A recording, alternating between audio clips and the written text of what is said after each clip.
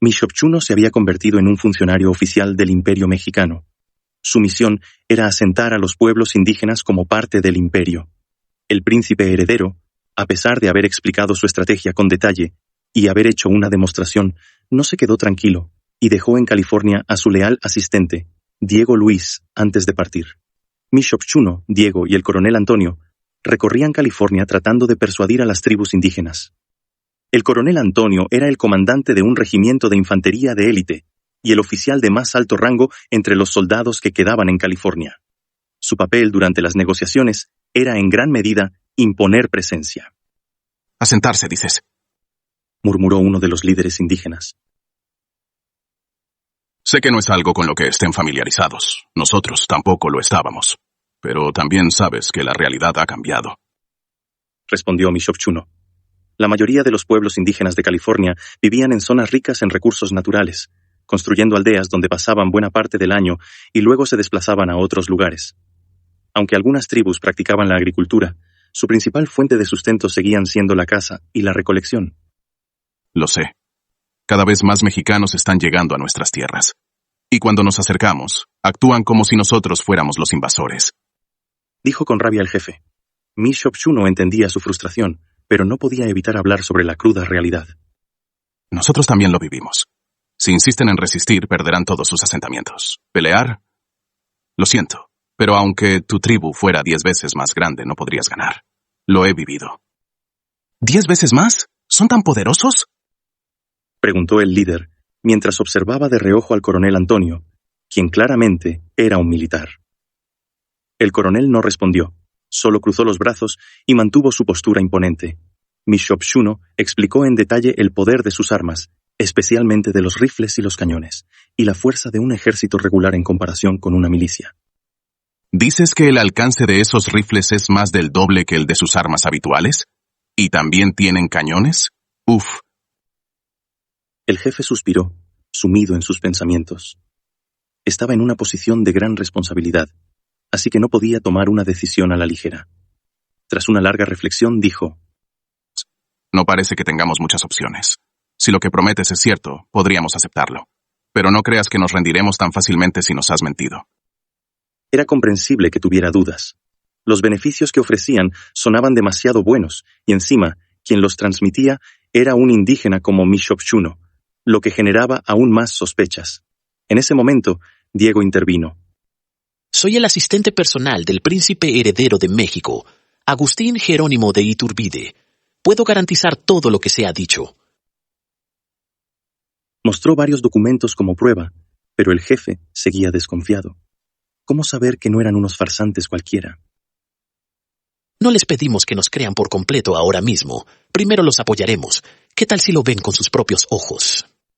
No habían venido con las manos vacías. Aunque el ejército estaba esperando un poco más lejos, habían traído títulos de propiedad, alimentos y herramientas agrícolas para cada familia del pueblo. «De todas formas, planean quedarse varios meses, ¿no? Pueden aceptar los títulos de tierra e intentar cultivar un poco. No tienen nada que perder», añadió Diego. Mishopchuno también intervino. «Si el Imperio Mexicano quisiera expulsarlos o capturarlos por la fuerza, no nos habríamos tomado tantas molestias. Créeme, lo hemos vivido en carne propia». No era necesario mencionarlo. Diego tosió levemente, incómodo por el comentario tan directo de Mishopchuno, pero el jefe pareció convencido. «Está bien, aceptaré por ahora. Agradezco los suministros».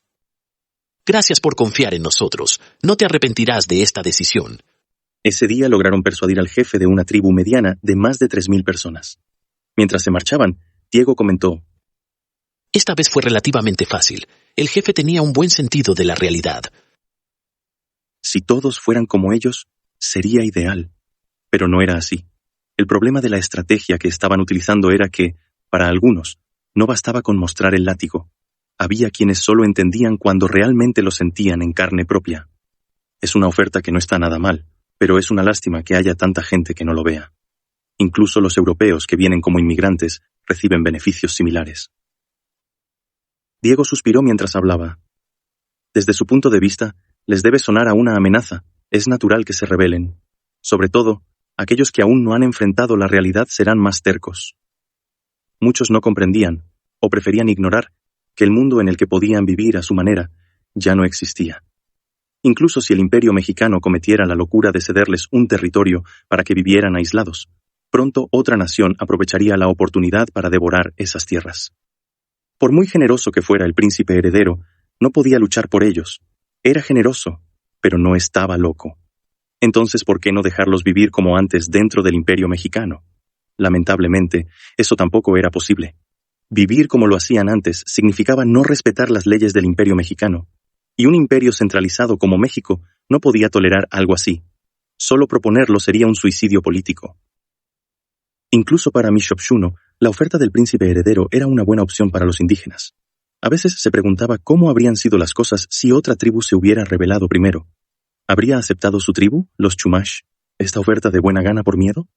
Era algo que se imaginaba cada noche. Esa era una de las razones por las que seguía fielmente las órdenes del príncipe heredero: evitar que más tribus pasaran por la tragedia que vivió la suya. Por supuesto, no todos comprendían ese sentimiento tan profundo. No, nosotros protegeremos nuestra tierra, México, Estados Unidos, no importa quién venga, lucharemos hasta el final. ¿Qué? No has entendido nada de lo que te he dicho. Las armas de tu tribu no pueden competir con las de México, y te estamos ofreciendo quedarte en tu tierra. ¡Ja! ¿El 10% de nuestras tierras? ¿Y se supone que debemos conformarnos con eso? No entiendo por qué deberíamos hacerlo. Y además, ¿quieres que confíe en alguien que anda con esos malditos blancos? Lárgate, traidor inmundo. Aunque les explicaran cómo vivirían mejor, no les importaba. No podían soportar la idea de que se les arrebatara siquiera una pequeña parte de su tierra natal. El joven jefe escupió en el suelo mientras sostenía su arma, listo para usarla si no se marchaban. Mishopshuno se sentía frustrado. No todos entendían con solo escuchar. La mayoría solo aprendía a golpes.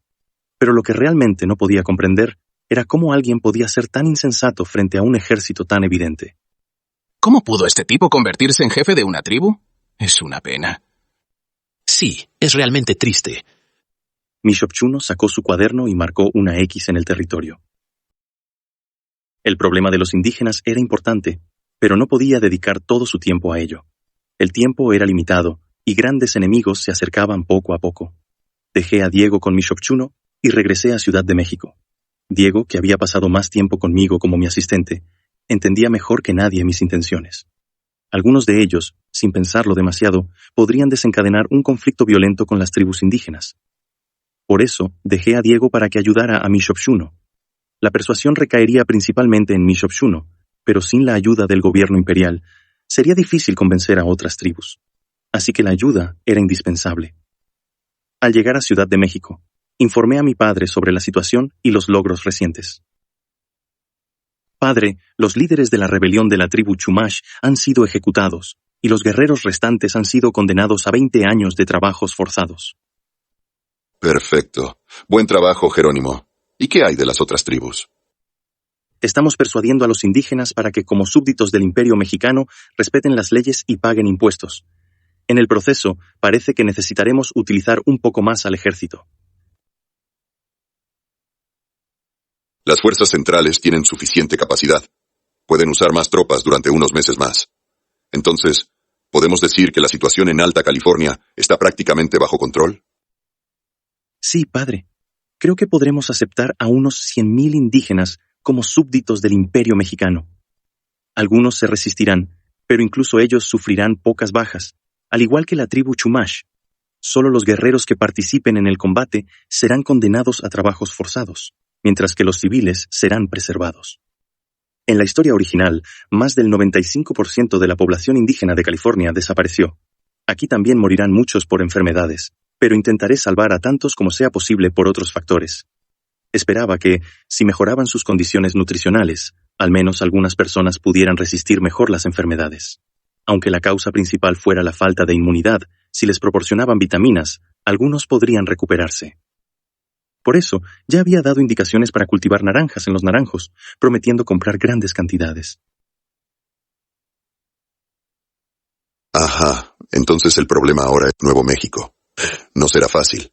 Hemos recibido informes de que continúan intentando incursiones. Los territorios del norte del Imperio Mexicano estaban divididos en 3 grandes provincias. El oeste era California, el centro era Nuevo México y el este era Texas, a diferencia de las fronteras modernas.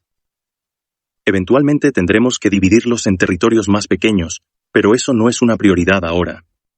Los indígenas de California, que aún no habían experimentado una invasión a gran escala, tenían relativamente poca hostilidad y menor capacidad de combate.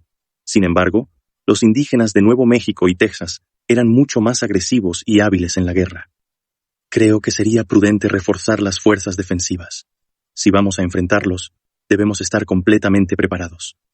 Debemos anticipar enfrentamientos al nivel de una guerra. Aunque Nuevo México era reconocido como parte del Imperio Mexicano por la comunidad internacional, en la práctica, el verdadero poder allí era la tribu Comanche. Se estimaba que tenían una población de entre 30.000 y 40.000 personas, con al menos 10.000 jinetes de caballería. Aunque no todos estaban armados con mosquetes, seguramente ya tenían una cantidad considerable de armas. Sí, padre. Investigaré más y le proporcionaré un informe detallado. Está bien, entendido. Entonces, si me disculpa, voy a supervisar la finalización del proyecto de la represa. Espera un momento. La puerta se abrió de repente, como si hubiera sido cronometrado, y mi madre entró en el despacho. Y pronto cayó el esperado regaño.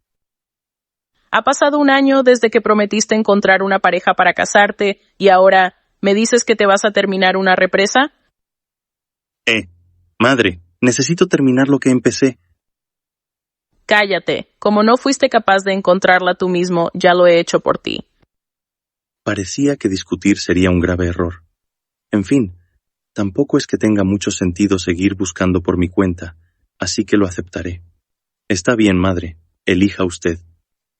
Ser príncipe heredero también significaba renunciar a algunas cosas. Mi madre finalmente sonrió levemente y me dio una palmada en el hombro. Has tomado una buena decisión. Hay una familia en Yucatán que acaba de pasarse al bando monárquico. Tienen una gran influencia en la península. Una familia que ha pasado del bando republicano al monárquico... Espera, ¿será...? Recordé a la joven Delgado de la familia Delgado que, al casarse conmigo, se convertiría automáticamente en monárquica. No estaba seguro de si su familia tenía base en Yucatán, pero ella misma era un problema. Era bonita, pero su pureza rozaba la ingenuidad extrema. Madre, ¿es por casualidad la familia Delgado? No, tranquilo, he elegido a alguien perfecto para ti. ¿Una mujer perfecta para mí? No lo sé. De todas formas, no tengo opción. Tendré que hacer lo que se me pide. La península de Yucatán no es un lugar cualquiera. Es donde en la historia original ocurrió la Guerra de Castas, el primer gran conflicto militar tras la guerra entre México y Estados Unidos. El altiplano mexicano, el corazón del Imperio Mexicano, albergó una civilización comparable a la azteca, pero también había otra civilización destacada en la península de Yucatán, la civilización maya. Los lugares de origen de las grandes civilizaciones siempre tienen un clima y una geografía aptos para la vida humana, así como la capacidad agrícola para sostener a una gran población. En Yucatán, los indígenas que se identificaban como mayas se levantaron en armas contra la explotación de los criollos y mestizos. Ese levantamiento fue la llamada Guerra de Castas, un movimiento de resistencia que duró casi 50 años. Fue la resistencia indígena más prolongada y feroz en la historia de México. Aunque la culpa recae en los terratenientes criollos y mestizos que los explotaron excesivamente, no se puede negar que esta guerra fue uno de los factores que llevó a México a la ruina. Este país está marcado por conflictos interminables entre el norte, el centro y el sur, entre terratenientes, la iglesia, mestizos e indígenas. Ningún grupo cede fácilmente. Es una tierra de constantes luchas. Y sumado a las continuas invasiones externas, no es de extrañar que el país esté en caos. Sabía que México era un país complicado. Superar esas dificultades es parte de mi misión. Los pensamientos sobre mi boda, tan complejos, ya habían sido borrados de mi mente. Mejor hacerlo rápido. Para un príncipe heredero, el matrimonio también es parte de sus deberes. Así lo pensaba, hasta que la conocí.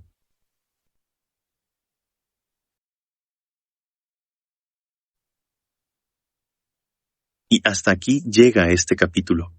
Muy pronto tendrán los siguientes en el canal, pero si no pueden esperar, recuerden que pueden convertirse en miembros dando clic en el botón Unirse para verlos antes que nadie. No olviden dejar su like y suscribirse si aún no lo han hecho. Gracias por su apoyo y nos vemos en el próximo video.